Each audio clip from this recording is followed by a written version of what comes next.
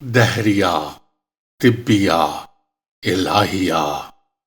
اہل فلاسفہ کے بہت سے فرقے ہیں اور ان کے مذاہب مختلف ہیں، لیکن ان کو ان تین اقسام میں تقسیم کیا جا سکتا ہے۔ دہریہ فلاسفہ متقدمین کا ایک فرقہ ہے جو صانع حقیقی اور مدبر عالم اور قادر مطلق سے منکر ہے۔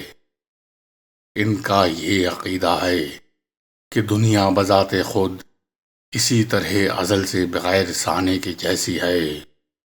ہمیشہ حیوان سے نطفہ اور نطفے سے حیوان وجود میں آتا رہتا ہے، اسی طرح ہوتا رہا ہے اور ابد تک اسی طرح ہوتا رہے گا۔ یہ فرقہ زندیقوں کا ہے۔ دوسری قسم طبیعیوں کی ہے۔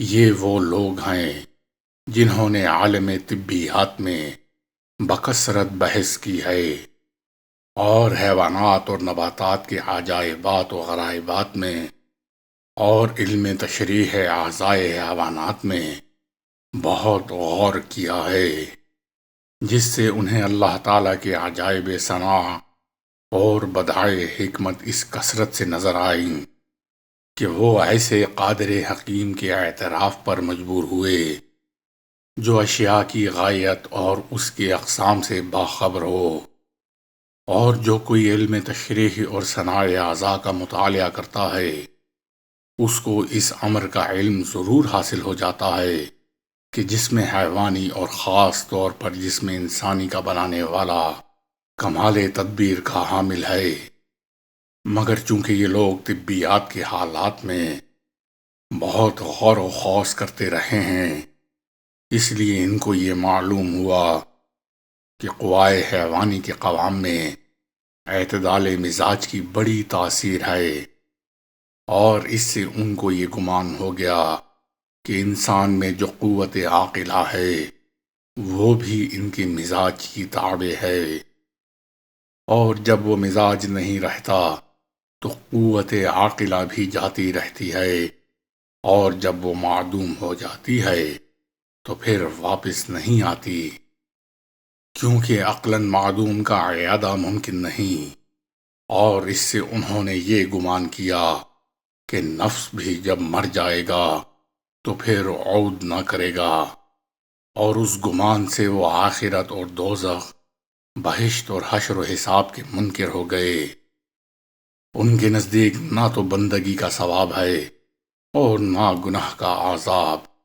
ان کے منہ سے لگام اتر گئی، وہ لذات اور شہوات میں ایسے غرق ہوئے جیسے مویشی۔ یہ فرقہ بھی زندیقوں کا ہے، کیونکہ اصل ایمان یہ ہے کہ آدمی اللہ اور یوم آخرت پر ایمان لائے، اور یہ لوگ اگرچہ اللہ تعالیٰ پر اور اس کی صفات پر ایمان رکھتے ہیں مگر یوم آخرت کے منکر ہیں۔ تیسری قسم فلاسفہ کی الہیین کی ہے۔ یہ فلاسفہ متاخرین ہیں، جیسے سقراط افلاطون کا استاد تھا، اور افلاطون جو ارسطو کا، اور اسی ارسطو ہی نے علم منطق کو لکھا اور علوم کو آراستہ و پیراستہ کیا، اور علوم کے مادہ کا ایسا خمیر تیار کیا جو اس سے پہلے نہ تھا، اور سابقین کے جو علم و مسائل خام تھے انہیں پختہ کیا۔ فلاسفہ الہیین نے علی العموم پہلے دونوں فریق یعنی دہریہ اور طبیعیہ کا رد کیا ہے، اور ان کے قباح اس قدر بیان کیے کہ اب اوروں کو اس باب میں تکلیف کرنے کی ضرورت نہ رہی۔ اللہ تعالیٰ نے مومنین کو اس جنگ سے ٹال دیا، ان کے باہمی رد و قدح کے سبب۔ پھر ارسطو نے افلاطون اور سقراط کی ان کی متقدمین فلاسفہ الہیین کی بخوبی تردید کی، اور اس میں اس نے کوئی کسر اٹھا نہ رکھی، یہاں تک کہ اپنے آپ کو اس نے ان سے الگ کر لیا، مگر ان کے عقائد کفریہ اور بدعات کے رذائل کا کچھ حصہ اس سے بھی رہ گیا، جس کے نکالنے کی اس کو توفیق حاصل نہ ہوئی۔ اس لیے ان کی تکفیر اور ان کا اتباع کرنے والے مسلم فلاسفہ مثلاً ابن سینا اور فارابی وغیرہ کی تکفیر بھی واجب ہوئی، کیونکہ ارسطو کے فلسفہ کی جیسی توضیح و تشریح ان دونوں نے کی اور مسلم فلاسفہ میں سے کسی ایک نے بھی نہیں کی۔ دوسرے لوگوں کا بیان ایسا گنجلک اور یولیدہ ہے کہ پڑھنے والے کی سمجھ میں کچھ نہیں آتا سوائے انتشار و تشویش کے، اور جب کچھ سمجھ میں ہی نہیں آتا تو رد کرے تو کیا کرے اور قبول کرے تو کیسے؟ ان دونوں افراد کے ذریعے ارسطو کا جتنا فلسفہ ہم تک پہنچا ہے اور اس میں سے جتنا ہم واقعی صحت کے ساتھ ارسطو سے منسوب کر سکتے ہیں، اس کو 3 اقسام میں تقسیم کیا جا سکتا ہے۔ ایک قسم پر تو تکفیر واجب آتی ہے اور ایک قسم کو بدعت کہا جاتا ہے، اور ایک قسم ایسی ہے کہ اس کی انکار کی ضرورت نہیں۔ فلسفہ کے علوم 6 اقسام پر منقسم ہیں: ریاضی، منطق، طبیات، الہیات، سیاسیات، اخلاقیات۔ علم ریاضی میں یہ علوم داخل ہیں: حساب و ہندسہ، حیرت عالم۔ ان میں سے کوئی بھی امور دینیا سے تعلق نہیں رکھتا، نہ نفی کے لحاظ سے نہ اثبات کے لحاظ سے، بلکہ یہ سب امور برہانیہ ہیں۔ ان کے سمجھنے اور سوچنے کے بعد ان کا انکار نہیں کیا جا سکتا۔ لیکن ان علوم ریاضیہ سے 2 طرح کی آفتیں پیدا ہو جاتی ہیں۔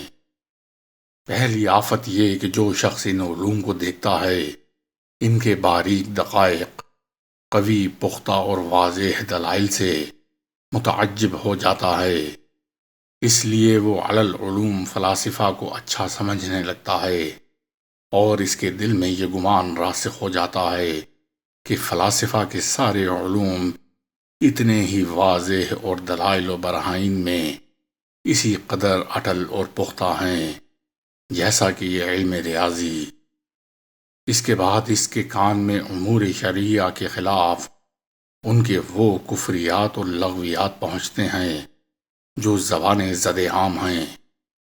وہ محض تقلیداً ان اقوال کو مان کر کافر ہو جاتا ہے اور یہ کہتا ہے کہ اگر دین حق ہوتا، یعنی اگر مذہب کی کوئی حقیقت ہوتی، تو وہ ان فلاسفہ سے کیوں کر مخفی رہتا جنہوں نے اس علم میں انتہائی تحقیق اور تدقیق کی ہے۔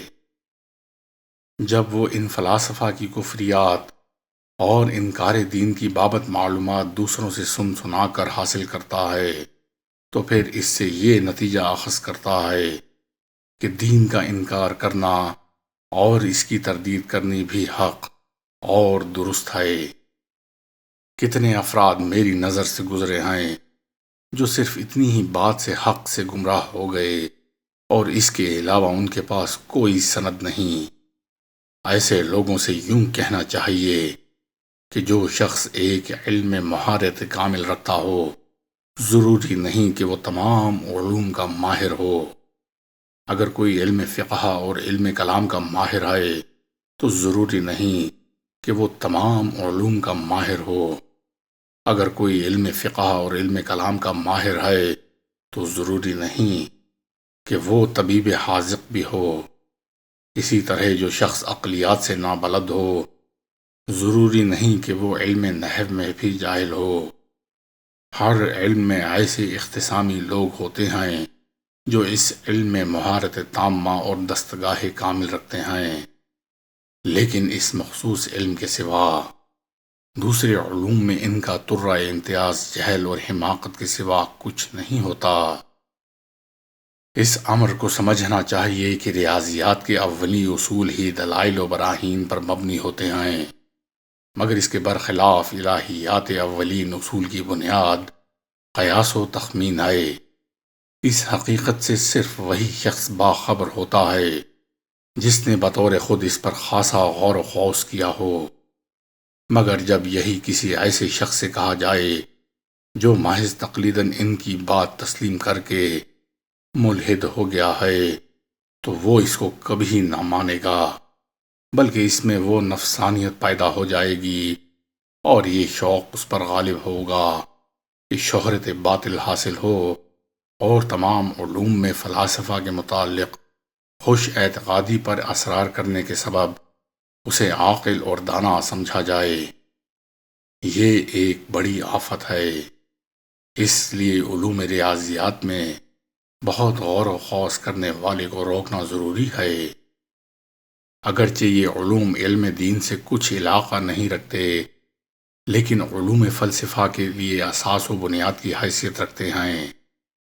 اس لیے فلاسفہ کا شر اور برائی طالب علم میں بھی سرائیت کر جاتی ہے، اور ایسے آدمی بہت کم ہیں جو اس علم میں غور و خوض کریں اور دین سے الگ نہ ہوں اور تقوی کی حدود سے باہر نکلنے کی سرکشی نہ کریں۔